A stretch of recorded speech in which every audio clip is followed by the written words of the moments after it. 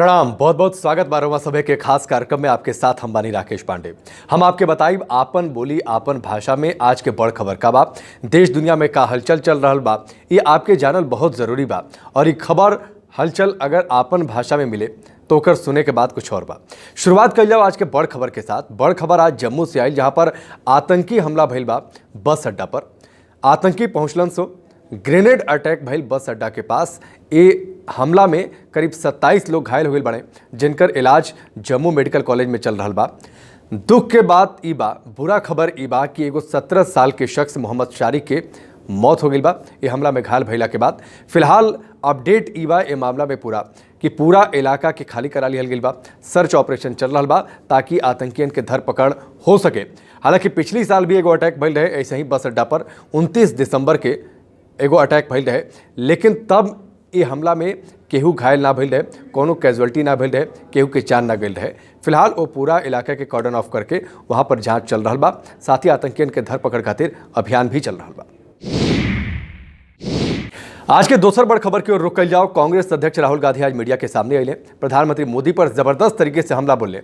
राहुल गांधी कहले कि रक्षा मंत्रालय से राफेल के पेपर्स चोरी हो गए, सरकार ओकर जांच करा रही बिया, लेकिन 30,000 करोड़ के घोटाला हो गई, सरकार ओकर जांच करावे से काहे डर रही बिया।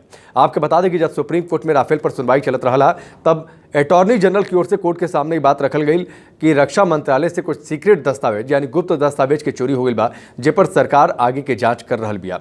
यही बात के लेके निशाना साधले राहुल गांधी और ये कहले कि अगर दस्तावेज के चोरी होखला पर जांच चल रहा बा तो 30,000 करोड़ के घोटाला भइल, ऊपर जांच काहे नहीं होत। एक साथ ही राहुल गांधी बेरोजगारी पर प्रधानमंत्री मोदी पर निशाना साधले कि हर सब कुछ गायब हो रहा बा, नौकरी गायब हो रहा बा, रोजगार नहीं मिल रहा, सरकार अब सत्ता में रहे लायक नहीं है।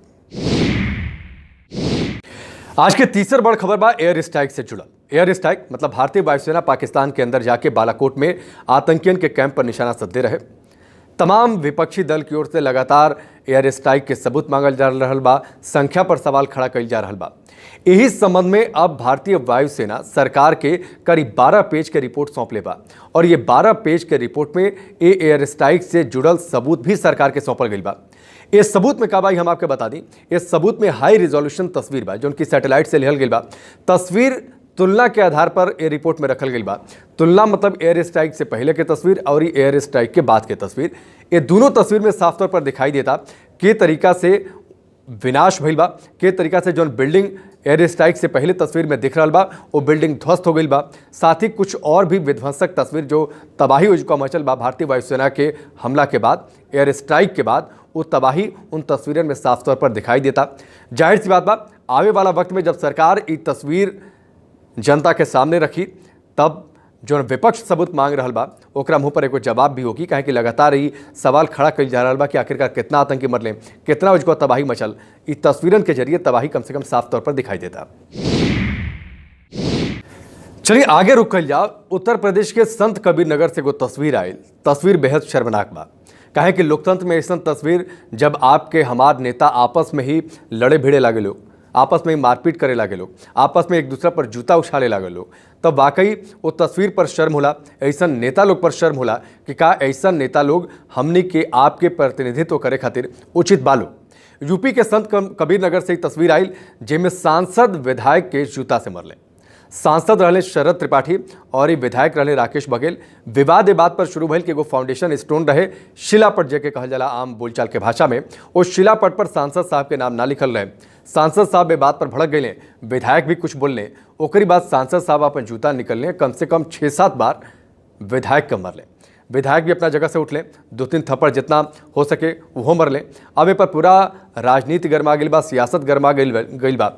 ये दोनों नेता लोग के लखनऊ तलब कल गई बा पार्टी के प्रदेश अध्यक्ष के द्वारा कड़ा कार्रवाई के बाद कही जा रहा बा।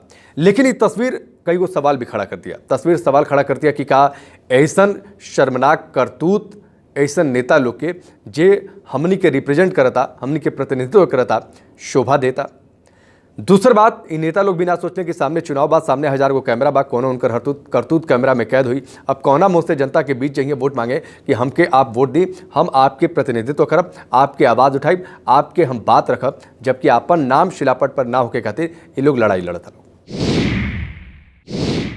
आखिरी में एगो और ही तस्वीर के बात कल जाओ। लखनऊ के डॉलीगंज से एगो तस्वीर सामने आयल बा। शर्मनाक तस्वीर इहो बा, कश्मीर से दुगो युवक आके सड़क के किनारे ड्राई फ्रूट्स मतलब मेवा काजू ई कुल बेचत रहला लोग। ओजगा कुछ कार्यकर्ता पहुंचले, बतावल जा रहा बा कि विश्व हिंदू दल के वो कार्यकर्ता बने भगवाधारी। ये लोग कार्यकर्ता पहुंचले और शख्स के साथ मारपीट करे लागल लोग। देश में सबके कहीं भी आवे जाए के स्वतंत्रता बा, केहू कहीं भी जाके कुछ भी काम कर सकता। ऐसे में कश्मीर से आयल ये युवकन के साथ मारपीट वाकई सवाल खड़ा कर रहा बा। हालांकि बीच बचाव कुछ लोग जुका कैले, बाद में पर कार्रवाई के भी बात कहल जा रहा बा, लेकिन ये तस्वीर वाकई में सवाल खड़ा करता। शर्मनाक करतूत बा एगो स्वस्थ लोकतंत्र के मद्देनजर। चलिए आज खातिर बस इतना ही, लेकिन हम आपके सामने बराबर उपस्थित होकर आपन बोली आपन भाषा में आपन महक के साथ बातचीत के अंदाज में देश दुनिया के तमाम खबरन के लेके। फिलहाल आज के लिए बस इतना ही। नमस्कार।